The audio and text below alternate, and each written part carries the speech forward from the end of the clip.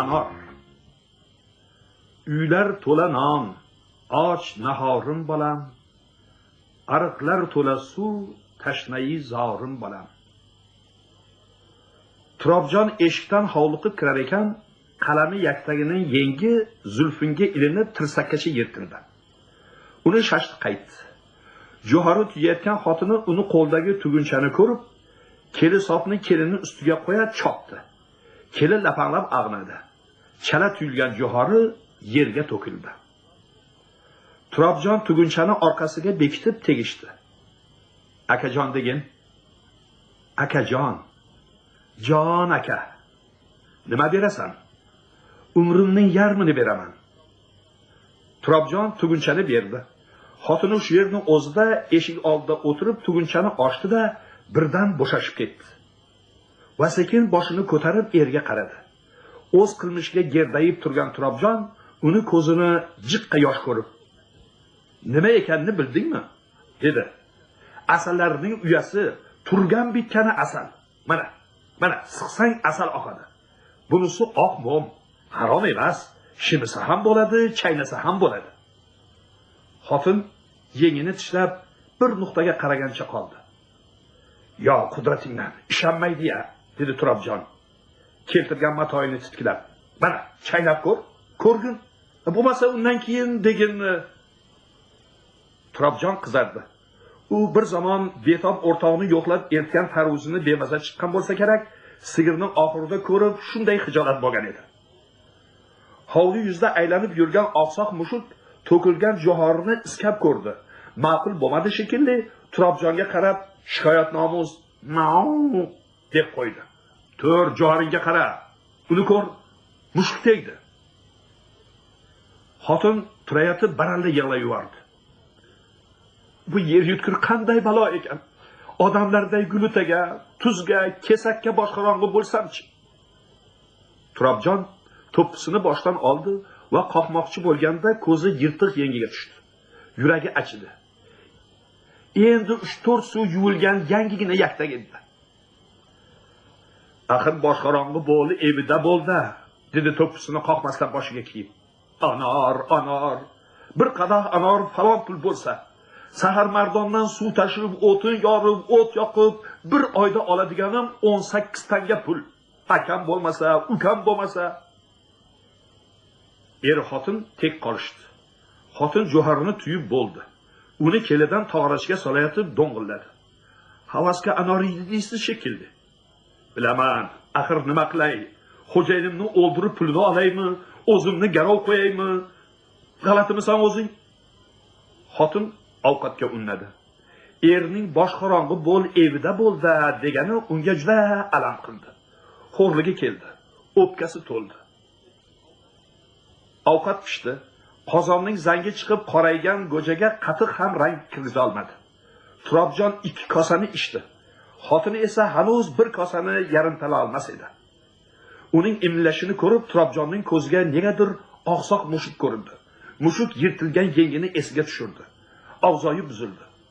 Uning avzoyidan essiz johori, qattiq o'tin degan ma'noni anglab xotin ko'ngli tortmasligiga qaramasdan kosani bo'shatdi. Ammo darhol tom orqasiga o'tib, ko'zlari qizargan, chakka tomirlari chiqqan qaytdi. "Hali tug'ilmagan bolani yer yutkur deding-ya", dedi Turobjon borgan sayin tutaqishib. Xotin indamay dasturxonni yig'ishtirib oldi. Qozonga suv quyatib, eshitilmas dedi. "O'sha asalning puliga anor ham berar edi." "Berar edi", dedi Turobjon zaharxanda qilib. "Anor olmay asal oldim." "Albatta berar edi. Albatta anor olmay asal olgansiz." Mana shunday vaqtlarda til qotib og'izda aylanmay qoladi. Mabodo aylansa mushning xizmatini qiladi. "Ajab qildim", dedi Turobjon titrab. "Jigarlaring ezilib ketsin." Bu so'z unga qanday ta'sir qilganini faqat boshqarong'i xotingina biladi. Turobjon bu gapni aytdi-yu, xotinning ahvolini ko'rib achchig'idan tushdi. Agar izzat nafs qo'ysa, hozir borib uning boshini silar va "Qo'y, xafa bo'lma, jahl ustida aytdim", der edi. "Kishini yuragini qon qilib yuborasan", dedi anchadan keyin. Nainki men asal olsam. Asal otliqqa yo'g'u, hali biz piyodamiz-ku. Xo'jayinga bir oshnasi sovg'a qilib kelgan ekan. Bildirmasdan o'zidan so'rab ozog'ini oldim. O'zi berdi. Tansiqlarsa, xursand bo'larmikansan debman. Yo tansiq emasmi? Umringda necha marta asal yegansan? O'zim umrimda bir marta yeganman. Shokirxo'ja qandalatchi asal qiyon qildirayotganda qozoniga ammamning jo'zasi tushib ketgandi. Shu jo'jani yalaganman. Turobjonning bu so'zlari xotinning qulog'iga notayin bir g'uldurash bo'lib kirar edi. Uning Turobjon bilan uy qilganiga 3 yil bo'lib kelayotir. Nazarida bu odam shu 3 yildan beri g'uldurab kelgan.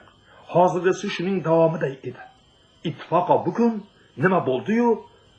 3 so'zni ravshanroq aytdi. Jigarlaring ezilib ketsin, dedi. Olamda uning suyangani eri birdan bir orzusi Anor edi. Birdaniga har ikkisi ham yo'qqa chiqdi. Xotin uyga kirib ketdi. Anchadan keyin darchadan xira shu'la tushdi. Turobjon ham kirdi. Xotin darcha yonida bir tizzasiga boshini qo'ygan, qoramtir kulrang osmonga qarab o'tirar edi. Turobjon tikka turib qoldi. Tokchadagi 5-chiroq pixillab yonar. Uning atrofida katta bir parvona aylanar edi. Turobjon ham darcha yoniga o'tirdi. Shipning qayerdandir qirs etgan tovush eshitildi. Qayerdandir kaltakesak chiqirladi. Turobjonning qulog'i shang'illadi. U ham osmonga, xira yulduzlarga qaradi.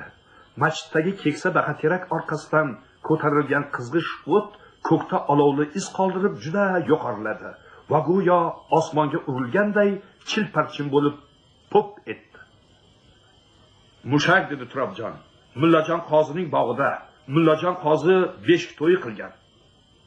Xotin indamadi. Shahardan to'ralari ham chiqqan, dedi Turobjon yana. Xotin yana indamadi. U Mullajon qozining bog'ini ko'rgan emas, ammo ta'rifini eshitgan. Bu bog'ni ko'z oldiga keltirib ko'rdi. Bog' emas, anorzor. Anor daraxtlarida anor shig'il choynakday bo'lib osilib yotibdi. Bitta mushak 3 miri, dedi Turobjon. 100 ta mushak otilsa, bittangadan 100 tanga. Bir miriskam 75 tanga bo'ladi. Er-xotin uzoq jim qolishdi. Turobjon og'zini katta ochib ham esnadi, ham uf tortdi. "Ma, buni tik", dedi u yaktagini yechib. "Ma." Xotin yaktakni olib yoniga qo'ydi. Aftidan hozir tikmoqchi emas edi. "Bo'l", dedi Turobjon. Bir pasdan keyin. "Ol, senga aytyapman." "Ha? Muncha? Turtmasdan gapiravering, tikib qo'yarman. Muncha qistov." Turobjonning tepa sochi tikka bo'ldi. "O, seni dimoq firog'ing kimga?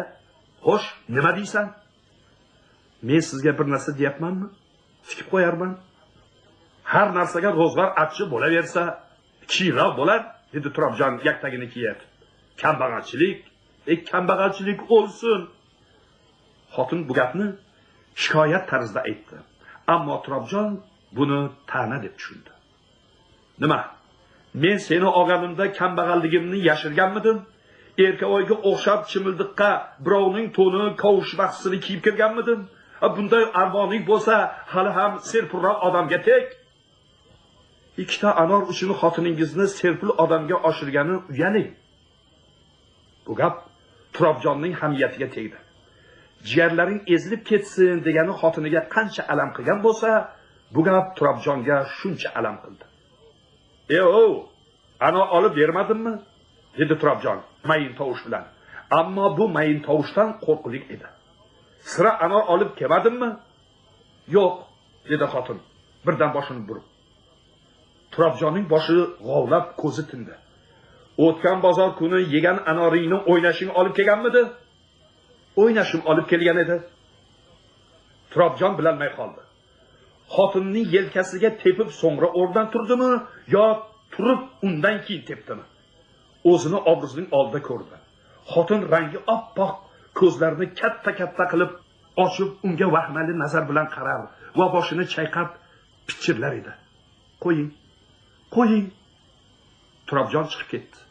Bir pasdan keyin ko'cha eshigi ochilib yopildi. Xotin uzoq yig'ladi. Eriga qattiq gapirganiga pushaymon bo'ldi. O'zini qarg'adi, o'lim tiladi. Yig'dan tolib tashqariga chiqdi. Qorong'u, uzoq yaqinda itlar hurar edi. Ko'cha eshigini ochib u yoqqa qaradi. Jim-jit. Guzar tomonda faqat bitta chiroq miltillar edi. Samovarlar yotgan. Qaytib uyga kirdi. Tom orqasida xo'roz qanot qoqib qichqirdi. Ko'cha eshigi ochildi. Xotin to burilib qaraguncha Turobjon katta bir tugunni orqalab kirib keldi. U tugunni uyning o'rtasiga tashladi. Bir chorshoq anor har tomonga yuvalab ketdi. Bir nechtasi obruzga tushdi. Turobjon xotiniga qaradi. Uning rangini ko'rib, xotin qo'rqib ketdi. Bu qadar oqargan. Turobjon o'tirib, peshonasini ushladi. Xotini yugurib oldiga keldi va yelkasiga qo'lini qo'ydi. "Qayoqqa bordingiz?" dedi entikib. "Nima qildingiz?" Turobjon javob bermadi. Uning vujudi titrar edi.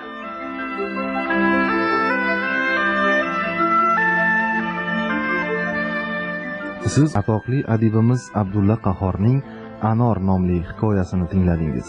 Hikoyani O'zbekiston xalq artisti Nabi Rahimov o'qigan.